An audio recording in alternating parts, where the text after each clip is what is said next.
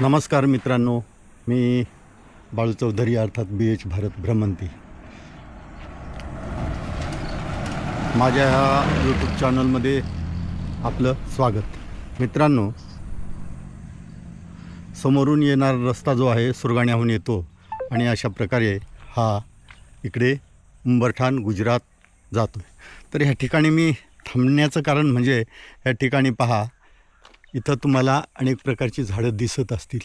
त्यांना नवीन पालवी आता आलेली आहे आणि ह्या ठिकाणी आमचा बहुगुणी बहुआयामी अशा प्रकारचा जो वृक्ष आहे हा तुम्हाला दिसत असेल.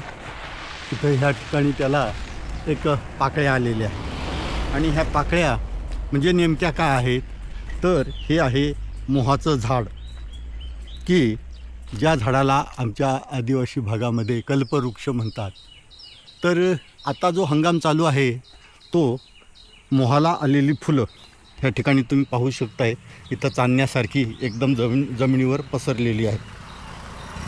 ही जी फुलं आहेत ही आता त्याचा गळण्याचा हंगाम आहे आणि ह्या ठिकाणी खाली सडा टाकल्यासारखे अशा प्रकारे अनेक प्रकारची फुलं तुम्हाला पाहायला भेटतील. पहा, ही साधारण सकाळपासून दुपारपर्यंत फुलं गळतात आणि नंतर मग आमच्या आदिवासी भागामध्ये लोक त्या झाडात खालील मोह जमा करून ती विकतात. खूप त्याला भाव आहे. 40 ते 50 रुपये आज वाळलेल्या मोहाचा भाव आहे आणि याच्यावर आपली उपजीविका भागवत असतात. काही तेल, मीठ, मिरची, इतर जीवनावश्यक वस्तू ह्या मोहाच्या फुलांची विक्री करून ते घेत असतात. पहा किती पडलेले आहेत. म्हणजे एका दिवशी साधारण एका झाडापासून आता इथं जर तुम्ही पाहिले तर 1, 2, 3 जागेवरच 3 झाडे आहेत आणि आजूबाजूला सुद्धा जंगलात अनेक प्रकारची झाडं आहेत. आता ह्या झाडापासून आता इथं त्याला ही नवीन पालवी फुटायला लागलेली आहे. पहा, ही पालवी फुटल्यानंतर साधारणतः जूनमध्ये याला फळं येतात आणि ती फळं त्याची भाजीसुद्धा करून खातात, त्या फळाची म्हणजे फळाच्या सालाची. आणि मध्ये जो बी असते त्या बीपासून बी आणायची, फोडायची, त्याचं टरफल काढायचं आणि सुकवायची, वाळवायची आणि त्याच्यापासून खाद्यतेल, अतिशय आयुर्वेदिक असं खाद्यतेल मिळत असतं. तर अशा प्रकारचा हा बहुआयामी बहुगुणी आणि आम्हा आदिवासींसाठी हा खरंच कल्पवृक्ष आहे, की ह्या झाडाची प्रत्येक वस्तू आम्हाला उपयोगात पडते. आता साधारण याला पानं फुटल्यानंतर चांगली पानं मोठी होतात आणि त्या पानापासून नंतर मग आमच्याकडे घर पूर्वीच्या काळी, आता नाही, घर शिवण्यासाठी म्हणजे पावसाचं पाणी मध्ये घरातून वरून येऊ नये, कवलाऐवजी पूर्वीच्या काळी अशा प्रकारे त्याचा वापर करायचा आणि ते तिवण म्हणून आणायचं. मस्त घडी व्यवस्थित पानं पसरायची आणि दाबून द्यायची एक रात्रभर आणि सकाळी उठून ती घरावर आच्छादायची. तर अशा प्रकारे पानांचासुद्धा घर शिवण्यासाठी उपयोग केला जात होता. आता ह्या ठिकाणी पाहू शकताय त्याचा हंगाम जवळजवळ संपत आलेला. आता काही झाडांची पूर्ण फुलं येऊन आता पालवी फुटायला लागली, काहींची अजून पडत आहेत. तर अशा प्रकारे हे मोहू आहे, हे पहा, हे मी फोडलं. अशा प्रकारे साफ केल्यानंतर खाऊ सुद्धा शकतो. मी खातो, अतिशय गोड लागतं. ह्या आईने पहा ह्या ठिकाणी शेतात गेली होती आणि त्यांच्या शेतात झाडं आहेत का तुमच्या? तर हे पहा, काजूचे हे झाडं बिया आणलेले आहेत. याची भाजी मस्त होते, फोडायची आणि भाजी करायची. हां, आणि हे फळं सांग बरं काय आहेत नेमके? कवदरीची फळं, बरोबर.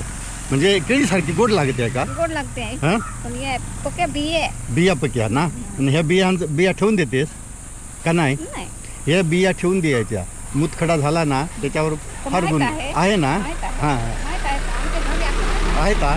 ठेवायच्या, गोड लागत आहे. वर ने मग नाही एकच एकच एकच एकच तर मी एकच तिकडे टाकी दे ना. हां हां नाही घोडा नाही एकच एकच एकच पहा आमचा माणूस आदिवासी माणूस पहा अशा प्रकारे कोणतीही वस्तू जर आपल्याकडे असली तर आलेल्या पाहुण्याला एकदम फ्रीमध्ये देते ती. तर मी आता गोड लागतो त्यासारखा पण हां बी तर मित्रांनो हे कवदराचं फळ आहे. तर मी खातोय आता. कोणी खायलो भारी गोड लागत आहे ना. गोड गोड पण बियाच झात. हां नाही बिया तर भरपूर आहेत. आणि हे कवदर जी जंगली केळ असते त्याला हे फळं येतात आता ह्या वेळेस. आणि ह्या आईने ती फळं काढून आणलेली आहेत आणि मला पण एक दिलेलं आहे पहा मी खातोय आता. नसं बिया तिकडे टाकी दे हम्म. तरी उगत हम्म. ने. बस बस. तर मित्रांनो आमच्याकडं सुरगाण्यामध्ये खूप सारी मोहाची झाडं आहेत. समोर पहा दिसतोय तो एक आहे. त्याच्यानंतर याला पानं फुटलेले आहेत. त्याच्यानंतर हे पहा समोर एवढे. आणि ह्या ठिकाणी हे झाड आहे. आता जवळजवळ याचा हंगाम संपत आलेला आहे. आणि ह्या ठिकाणी पहा हे मोह वेचायचं काम चालू आहे. हे पहा अशा प्रकारे. तर आई कित्येक मोहात तुम्ही जमवली मग आता खूप किती होतील ते. तरी 2-3 पोती हा, मोहू आहेत ना भरपूर आहेत. ही तुमची जागा आहे ना सगळी. हा. पहा किती श्रीमंत आहेत हे कल्पवृक्षाखाली किती श्रीमंत आहेत. तर साधारण 2-3 पोत्याच्या अधिक वरून का होतील पहा 2-3. 2-3 पोते. तर पहा अशा प्रकारे ही मोह आहेत. आणि ही वाळवायची आणि नंतर ते विक्री करतात ना. आता तुम्ही तर माळकरी आहात तुम्ही त्याच्यामुळे तुम्ही काही दुसरा ते हां हां. तर आता काय भाव आहेत साधारण मोहा 50 रुपये. 50 रुपये किलो बरोबर. पहा ह्या निसर्गाशी आता मी तुम्हाला प्रत्यक्ष त्याला पहा हे त्याचे मोहा फुलं येऊन गेलेली आहेत. हे पहा हे पडून गेलीत आणि याच्यामध्ये अजून एक शिल्लक आहे. हे शिल्लक आहे त्याला अजून पडायचं आहे आणि हे पडून राहिलेत. पहा अशा प्रकारे आता हंगाम कमी होत आलेला आहे कारण त्याला पानं फुटलेली आहेत. आणि जवळजवळ ह्या ठिकाणी ही गळून गेलीत आणि या ठिकाणी फळ येणार. त्याच्यानंतर फळ म्हणजे टोळबी. आता ह्या ठिकाणी ह्या मोहामध्ये ह्या कळीमध्ये एक फूल आहे अजून. तर अशा प्रकारे हा कल्पवृक्ष आमच्या आदिवासी भागात. आई तुम्ही टोळब्या किती घ्यायचं त्या जवळ 30-40-50 लिटर तरी तेल येत असेल ना. हां म्हणजे ह्यापासून जी आता याला फळ येईल. फळ आल्यानंतर ते फळ त्याची वरची कातडी काढून टाकायची. भाजी होते ना याची भारी भाजी होते. हां याची भाजी पण होते ह्या फळाची पिकल्यानंतर त्याच्यातला जी बी असते ती काढायची ती फोडायची त्याच्यात टरफल काढायचं आणि ते वाळवायची सुकवायची आणि त्याच्यापासून तेल गाळायचं. अतिशय चवदार आयुर्वेदिक असं तेल असते ना. आणि सुकवायला किती दिवस लागतात साधारण. सुकायला 2 दिवस लागतात. 2 दिवस. हा. 2 दिवस लगेच विकायची ना. हां टाकून आणि विकायचं. हां. तर ह्या जंगलामध्ये आता हे गाव कोणतं आहे. सुकापूर. आमच्या उंबरठाण जवळच हे गाव सुकापूर आहे. आणि ह्या सुकापूरच्या परिसरामध्ये भरपूर असे मोहाची झाडं आहेत.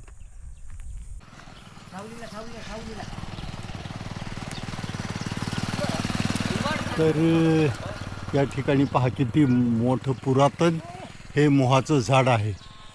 तर इथं मित्रांनो पहा संपूर्ण कुटुंबच आता इथं मोह वेचायचं काम चालू आहे. काय दादा आपलं नाव काय. हिरामन आडनाव हिरामन वाघमारी. तर किती किती झाडं आहेत तुझ्या शेतात. माझ्या शेतात 2-3 आहेत. 2-3च. हां इथूनच एवढाच. हा. हां हे पहा कसे पटका पडून राहिलेले आहेत. ते पहा हे पहा. तर झाड पण खूप पुरातन आहे मोठा आहे ना खूप मोठा आहे. तरी 2-1 पोती काढली हवी ना. 2-3 वर पाळा झाली. असं आहे का. हां हां हां हां हां बरोबर. म्हणजे भाऊ एक दिवस धाकटा भाऊ मग दुसरा भाऊ मग तिसरा भाऊ. बरोबर सगळ्यांना हिस्सा भेटला पाहिजे. हां तर अशा प्रकारे हा मोहू आहे. आणि ह्या ठिकाणी पहा त्याला फुलं आहेत अजून गळायची आहेत. आणि ह्यामधून याच्यातून गळली का निघायची आहेत फुलं अजून बाकी आहेत ना. याच्यातून परत फुलं येतील पहा. तर हा परिसर पहा, तुम्ही पाहू शकताय की ह्या ठिकाणी माझ्या पण डोक्यावर एक पडला. हे पहा कसे टपका पडून राहिलेले आहेत. हे पहा. आणि मोह पण टपोरा आहे चांगलं. झाड मोठा असल्यामुळं चांगला मोठा आहे. मग याच्यापासून काही बनवता का माळकरी तुम्ही? नाही ना. हां मित्रांनो, ह्या मोहाच्या फुलापासून आयुर्वेदिक अशा प्रकारचं मद्य तयार केलं जातं. पण आमच्याकडं करत नाहीत. काही लोक करतात. पण अतिशय हे पोटदुखी म्हणा किंवा जुलाब होत असतील तर गुणकारी म्हणून हे मद्य, आपण त्याला वाईन दारू म्हणतोय, तर पहिल्या धारेची थोडंसं फक्त एक चमचाभर घेतलं तर नक्कीच आपल्याला आराम. खोकलासुद्धा याच्याने बरा होतो ना. हां आपल्याकडे लहान मुलाला खोकला झाला तर आपण बोट बुडवून तर त्याला चाटवतोय ना, म्हणजे खोकला पण बरा होऊन जातो याच्याने. तर अशा प्रकारचा हा बहुआयामी असा मोहू आहे. खूप पुरातन झाड आहे. खूप मोठं आहे झाड. आणि साधारण तरी हे 70-80 वर्षापासूनचं असावं ना. जास्त तुमचे आजा पिंजा त्यांच्या काळातलं. हां संगीत मी ऐकवत आहे. ऐकू शकताय की ह्या ठिकाणी एक असा पांढरा किडा असतोय फुलपाखरासारखा आणि तो आवाज करतोय. तर आमच्याकडे त्याला गोजिरी म्हणतात. गोजिरी. तर त्याचा आवाज आहे हा. पहा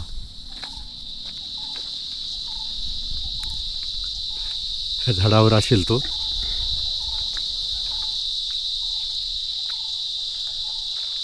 आता मी जवळ आल्यानंतर त्याचा आवाज बंद झाला. ह्या झाडावर असतो. इकडे ह्या मधळीच्या झाडावर आहे. तिकडे कोशिंब आहे. गारव्याला मस्तपैकी दुपारच्या वेळेस तो आवाज करत असतो.